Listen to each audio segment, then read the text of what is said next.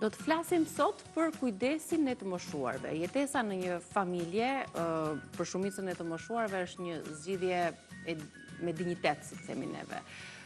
Ne fëmijët kemi për detyrë që t'ja humbajmë këtë dinjitet, t'i kujdesemi të moshuarve tanë, t'ju shërbejmë atyre dhe t'jemi vigjilent. Pse e them këtë? Sepse sinjale apo shenja, simptoma shumë të vogla mund të komplikohen në të ardhmen pikërisht nga neglizhenca. Do të nisim një cikël me informacione që do të stillen në këtë studio, me infermieren Mimoza Kalaja Moçka, mirë se erdhe, dashur, kënaqësi që të kam këtu. Mirë se u gjeta. Pikërisht për këtë kategori, e cila duhet marrë vëmendjen e duhur për të gjithëve ne. Lumata që jetojnë me fëmijët e tyre në shtëpi, sepse po flasim për shumicën e të moshuarve që jetojnë vetëm, që kanë probleme të tjera, të neglizhencës apo të haresës, dhe vetmia është ajo që po i sëmur më së shumti, krahas problemeve të panumërta shëndetësore të tjera që kanë. Ke një jetë që merresh me të moshuarit dhe nuk mund të kishte njëri tjetër që mund të fliste pikërisht për këtë kujdesin e afërt që duhet të tregojmë ne ndaj prindërve tanë. Sot do të flasim në vija të përgjithshme, do të kemi një cikël emisionesh, her pas here do të sjellim informacione të reja, këshilla, madje do të marrim dhe zërin e qytetarëve dhe të moshuarve që pyesim, edhe histori të vërteta. Do ta nisim direkt me këtë fjalën kujdes. Kujdes. Çfarë është kujdesi për të moshuarit? Se ne mendojmë se gatuajmë, bëjmë punët e shtëpisë, jemi me ta, por nuk është deri këtu apo jo? Jo, nuk është vetëm ajo. Kur them vetëm, me thënë me kujdes për të moshuarit, ne kuptojmë do me thënë të merremi me prej ardhjen tonë, me ata çfarë kanë një histori shumë të gjatë, me ata që kanë një dashuri shumë të madhe, për çfarë kanë arritur deri këtu.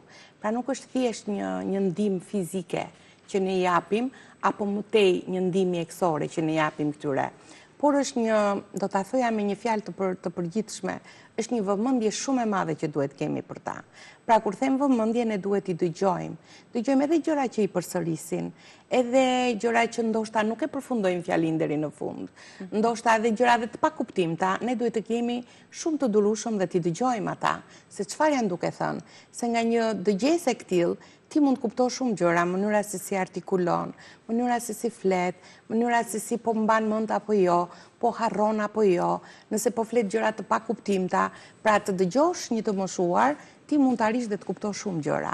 Por te asaj është edhe ta shikosh, ta vëzhgosh këtë të moshuarin, ta vëzhgosh në mënyrën se si ai flet, mënyrën se si ai ecën, e mban ekuilibrin, se mban ekuilibrin, mënyrën se si mund të anohet pak dhe ti thua prit se pas kemi një problem me këtë, përse po anon, përse nuk po e ngren dorën, përse e ka shumë të lodhur, përse duket shumë i vrarë në fytyrë. Me thënë ti e shikon, me thënë me një vëmendje shumë të madhe. Kjo është të kujdesemi për... Që të mos themi, të mos dalim të shpreh që në shtëpi e ka, me shosh çdo ditë, megjithatë, meqenëse doli e hapi është në rregull dhe meqenëse doli një problem shëndetësor, tani do t'i rikthehemi për ta parë me vëmendje çfarë shenjash alarmuese mund të jetë. Po që s'ja kemi vënë re, se s'kemi qenë të kujdesshëm. Pikërisht. Se vjen ajo moshë dhe ne themi se janë të moshuar edhe ato avaska ose fillon dhe kërkon dhe s'pushon së foluri. Të kujdesesh për të moshuar është edhe ta prekësh. Dhe ti kur e prek shikon ndoshta një dridhje të lehtë, ndjen një dridhje të lehtë, mund të ndjesh nxehtësinë ose ftohtësinë, mund të ndjesh një djersë që nuk është normale, një djersë, nuk po themi që u djersit se punovi, ç'është kjo djersë? Për shembull kisha një rast tani që më erdhi përpara 2 muajsh dhe kishte një djersë profuze në të gjithë trupin dhe rinte një trup vetëm i lagësht. Dhe kuptova që kishte mungesë të një vitamine D, pasi u pa nga mjekët, dhe një dridhje të lehtë, të cilën ajo menjëherë kur filloi ato u bë shumë mirë dhe nuk e kemi më ato probleme.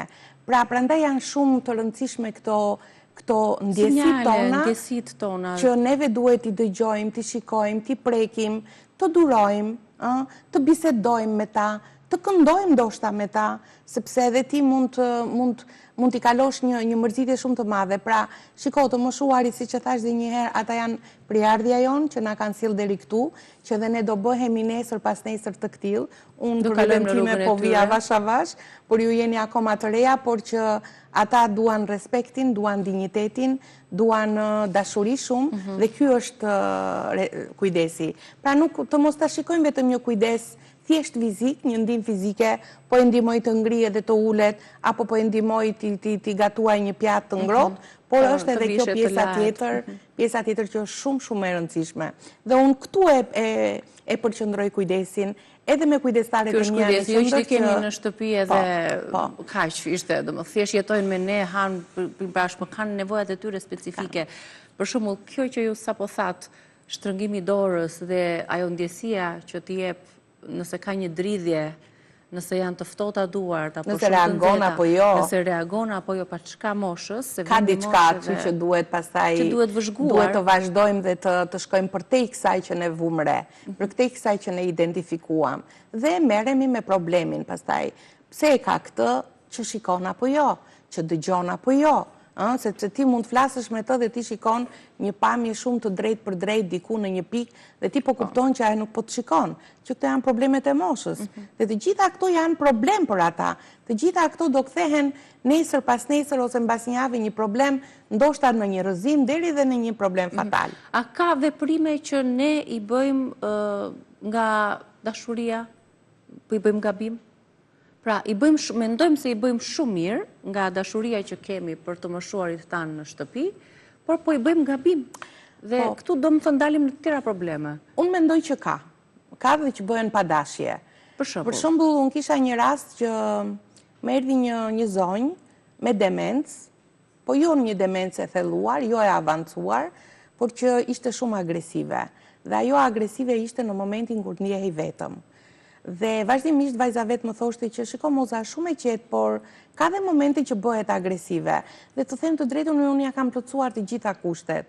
Moj edhe ushqimin e ka shumë të mirë, shumë të kontrolluar, shëtisim bashkë, bëjmë bashkë, por me kërja e ori vetëm. Po kur i vetëm, çfarë ndodh kjo? Që do filloj të prishi, të shkatroj shtëpinë, sepse ata kanë një mënyrë reagimi të këtill me veprimet e tyre. Nga pamundësia për t'u shprehur, veprojnë me gjeste, veprojnë me agresivitet nganjëherë, me agjitime. Dhe në fakt që kur ka ardhur aty tek ne, ajo po ndjehet shumë mirë dhe unë e kuptoj që kjo e ka nga vetmia, sepse në momentin që ne të gjithë i çojmë për të fjetur, edhe nganjëherë mund të mbetet e fundit, ajo fillon dhe agjitohet dhe fillon ngacmon gjërat. Dhe i ngacmon me nerva, jo i qetë. Pra, këto janë disa të bëra nga dashuria se unë tani mamin e kam, po i përkushtohem dhe po ja krijoj të gjitha kushtet, por është një gjë e bërë pa dashje gabim. Ndërkohë që ajo do njerëz dhe do të komunikojë. Do dashurinë, nuk do pjatën, nuk do luksin e shtëpisë. Kena mosha që bëhen shumë shpirtërore dhe duan më tepër dashurinë dhe vëmendjen tonë. Megjithatë, meqense prek e këtë rastin me demencë, sepse ne fëmijët nuk arrim të kuptojmë ndonjëherë disa sinjale apo disa shenja që mund të shfaqësh ardhja e demencës në shëndetin e tyre. Ka disa sinjale specifike të cilat nuk ngatrohen me arresën e moshës. Po patjetër. Se themi se ka nga mosha, e haroj çilsin, e haroj çantën, ka disa shenja tipike që nga eksperienca jote kanë dalë në pa. Këto i bëjmë dhe ne nganjëherë. Që nuk është shumë për të thënë që nëse harrove një çilsin apo derën pa mbyllur dhe do të filloj demenca. Jo. Shikoni unë u bëra aty shumë vite që punoj dhe sinqerisht na vinë dhe na thonë që është mirë mami, mirë babi, nuk kemi probleme të këtilla shëndetësore, vetëm që nuk mund ta lëm dot vetëm. Dhe unë që në ditën e parë kuptoj dhe ju them gocave, kujdestareve, shikom, goca kujdes, më duket se zonja është me demencë. Po nga e kuptova sepse gjën e parë që ato bëjnë, një shenjë shumë tipike e tyre, shkojnë dhe merren shumë me rrobat e trupit të tyre. Me thënë i palosin, i shpalosin, i heqin, i veshin, i nxjerrin nga dollapi, i palosin prap. Pra ato në një farë mënyrë kontrollojnë pronën e tyre. Po mënyrën që nuk e shprehin dhe fillojnë dhe ngacmojnë. Nganjëherë edhe fillojnë dhe me kopsat të ngacmojnë. Pra, unë them, shiko, kjo do jetë patjetër demencë. Dhe kur bëjmë ekzaminimin e dur që i viziton mjeku, bëjnë një rezonancë, del pikërisht ajo që tregon. Ajo vetëm te haresa, që u harua dera, u harua priza, haroi çelsin, haroi laçet e të tjera që lidhen me haresën që ja faturojnë kryesisht moshës. Janë dhe këto që janë tipike që janë fjali të papërfunduara mirë, pra nis të bëj një fjali dhe nuk e çon deri në fund, sepse edhe atë e harron. Dhe që këtu ne duhet të shqetësohemi, ose veprime nganjëherë që nuk janë më të sjelljes së saj të dikurshme, një mënyrë të zhveshurit pa kuptim, ose kërkon të vishet trash në mes të verës, ose zhvishet në mes të dimrit, dhe ti thua prit, mami im, babi im, nuk e ka pasur këtë zakon. Pse e ka ndryshuar? Pra ne shikojmë dhe ndryshime të zakoneve të jetës tyre të përditshme, që ne duhet mendojmë që këtu ka diçka që nuk shkon. Dhe nuk fillon me njerë që ai haron kush është fëmia. E njeh shumë mirë, komunikon me ta.